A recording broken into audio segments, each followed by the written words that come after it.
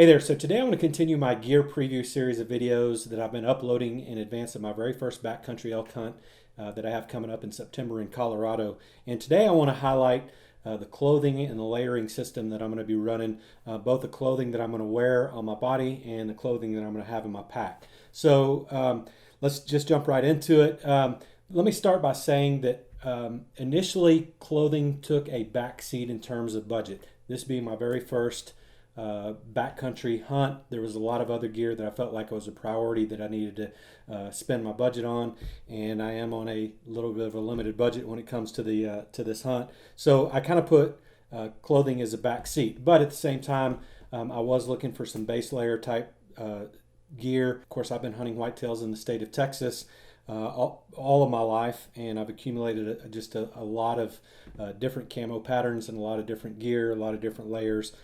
So my initial plan was to go with the camo that I already had. I'm a huge fan of the Predator line of camouflage, and so that was really what I was going to run. But honestly, Predator is a little bit lacking when it comes to the layering system, when it comes especially to the technical gear of clothing that's become so popular, especially out west. Predator seems to cater mostly to eastern hunters, even not so much here in the state of Texas, but mostly east and possibly Midwest. But like I said, I did kind of keep my eye out as I was browsing the internet sites and checking out different stores in search of different camo, and I actually came across a really good deal on closeout on First Lite gear at one of the local sporting goods shops in Houston. It's the Field and Stream store, which is part of the Dick's Sporting Goods chain. They were having a tent sale. I went in, and sure enough, they had some First Lite gear in mostly in my size,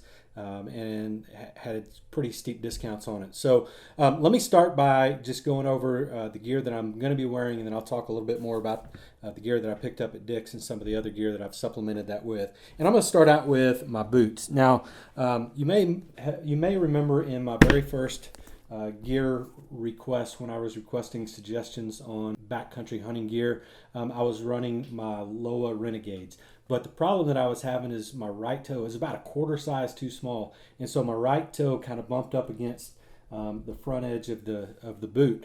And so initially I thought I could probably stretch it out, get away with it. It never really, I've had those boots for years. It's never caused me a problem. But on my scouting trip to Colorado back in May, I was actually making the drive from Denver to our hunting area.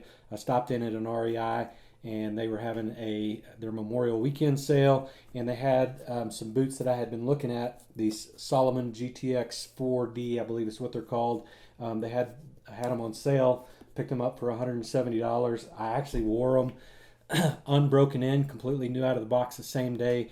Wore them on that scouting trip, and they actually performed really well. I didn't have any hot spots, any blisters, and I hiked probably total of at least 15 miles that weekend. Since then, I've done a lot of training hikes. I've done some some working out. I've been doing weightlifting and running and so forth in these boots, and they've performed really well. I feel like they're starting to get broken in now, so I'm real happy with this purchase. I think those will do a nice job. In addition to that, I'll be wearing these are Darn Tough socks. I picked these up probably a year and a half or more ago, and I can't even remember where I got them, but I think maybe Mass Drop or somewhere like that. I've got a couple of different pair of Darn Tough socks. I'm not even sure which ones these are called, but I'll probably wear these in hiking. As far as underwear goes, I had a hard time spending the amount of money on underwear when you can start looking at some of the performance underwear, the merino wools and the ex officios. But when you consider that may likely very well be the most sensitive part of the body, I decided to go ahead and pick up a couple of different pairs. The pair that I'll likely be running is these ex officio, I think they're called Give and Go boxers. Just purchased those, I think, on Amazon. Picked those up last week. I've worn them a couple times. They seem to do really well. I'll talk a little bit about the extra pair that I'm going to carry in with me, and I'll just go ahead and do that now. But they're WoolX. They're 100% merino wool. They had really good reviews on Amazon. I went ahead and picked up a pair of those in addition to these ex officio boxers, boxer briefs.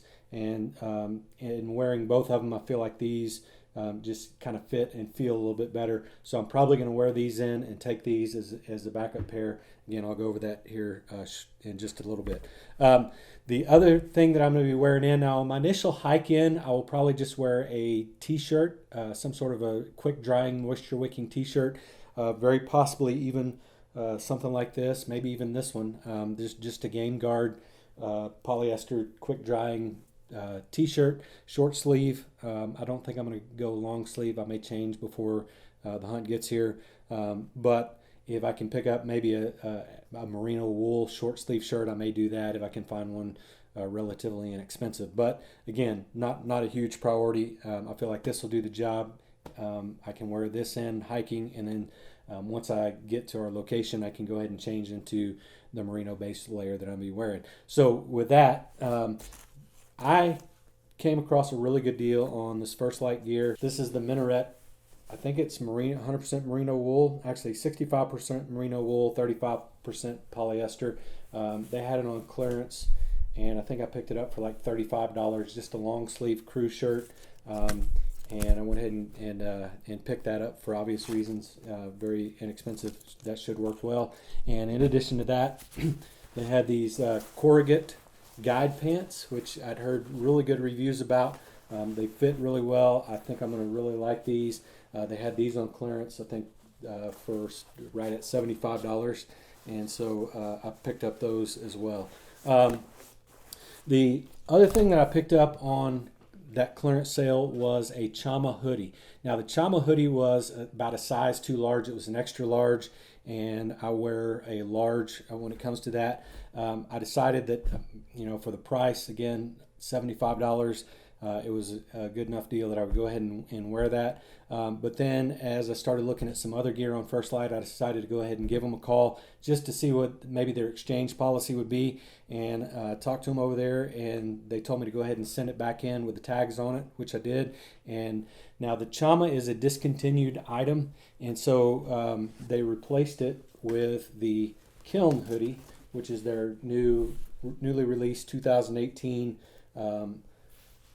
hoodie. Now it is a little bit heavier weight material, heavier weight arrow wool is what they call it, than the Chama, and I probably like the Chama a little bit better, but this certainly fits better than the extra large Chama that I had, and so I think I'd rather go obviously with this. And I appreciate First Lite for making that exchange for me. Didn't charge me any additional cost, and they were very friendly, very customer service oriented over there, which I appreciated as well. While I was making that purchase, the one thing that I had kind of been looking for is a puffy jacket. I got to looking, and First Lite has a new Cirrus hoodie, which was reasonably priced, extremely lightweight, and looked like it would do really well. So I went ahead and picked that up from the First Lite website, ordered that. I think it was $140 retail. I went ahead and picked that up from First Lite, had it within a couple of days, and I really think I'm going to like this piece of gear right here. So the Kiln Hoodie and the puffy jacket will both run in my pack. The third item that's going to be in my pack is rain gear. I don't feel the need to spend a lot of money on rain gear. I've got a actually picked up at the Columbia outlet, again on my way to my scouting trip, picked up a lightweight rain jacket from Columbia at a very reasonable, actually cheap price. I think I paid, I want to say it was like $12 or something like this for this rain jacket. So something that I'll keep in my pack. Hopefully I won't have to wear it too much, but it should just keep me dry during the rainstorm, any rainstorms that we get. If it's raining harder than that, probably not going to be hunting anyway. So rain jacket, go in the pack. So the other thing that I've got that I'm going to be running is, and I kind of deliberated over, was gaiters. So according to my hunting partner, he had some issues in the past with the dew on the grass, and so he recommended getting some gaiters. I looked at several different Kinetrex. I looked at Outdoor Research. I looked at First Lite's gaiters, several different ones. Ultimately, I decided on the Kuiu gaiters. They had really good reviews as being quiet, being durable. They are a stretch material, waterproof, of course, and so I went ahead and picked those up, and I'll be wearing those as well. So these are my gaiters that go in my pack, except on occasions where, of course, it's wet. I'll also have gloves. These are just my Predator camo gloves. They have served me really well. I've had them for many years. They served me well. Didn't see any need to buy any additional gloves, so I'll wear those.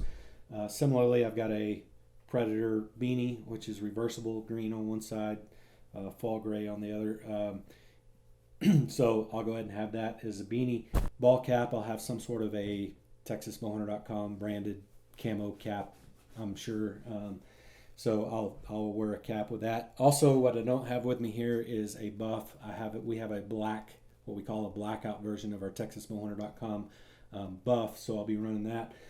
The other things that I'll be carrying in my pack are an extra pair of socks. This is another pair of Darn Tough, and as I mentioned before, the WoolX boxer briefs, and I'll make at least one change during the week that we're there, but most people suggest just carrying one extra pair of socks and one extra pair of underwear. I probably will. I did run some sock liners that I picked up from REI, and I'll probably take those as well. But I'm not really sure how I'm going to incorporate those into my system just yet, whether I wear them with the merino wool socks or wear them in addition to and alternate them back out, or just wear them to sleep maybe. So that's still a decision I'll have to make, and it's probably be a game time decision.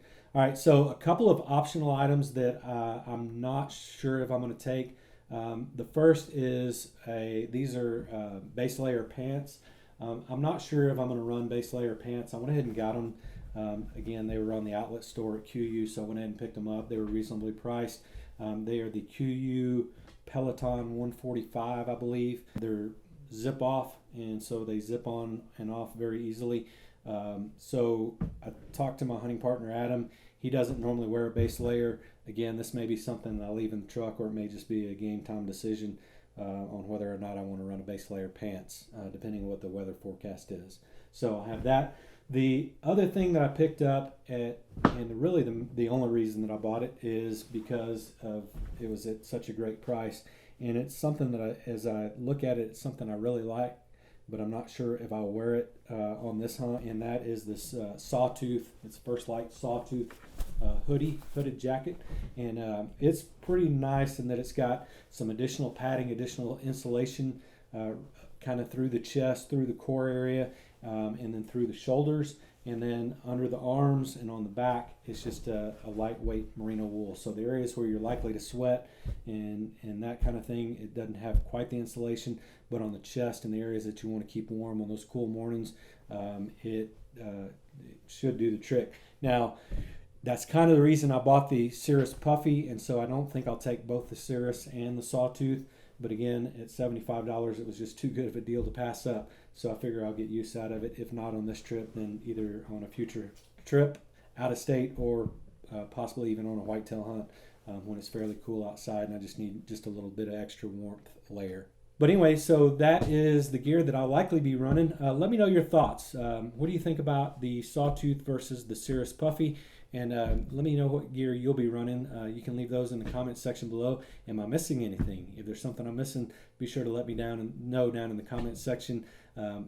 As of now, there's plenty of time to acquire it before that hunt comes, but hurry up because I'm running out of time. I've got a couple other videos that I'm going to be doing. The next one I think I'm going to do is pack, and then I'm going to talk about backpacking food, and I'm doing some dehydrating of my own backpacking meals, so I'm going to do a couple of different videos on those. Got a couple of other different things that I've got coming up that I've promised as well that I'll do over the next couple of weeks. So again, appreciate you joining us. Be sure to check us out over on TexasBowhunter.com. We've got a great backcountry gear thread that's pretty hot and pretty active right now. So hop on over to TexasBowhunter.com and check that out. And as always, I appreciate you joining me, and I look forward to seeing you on the next video.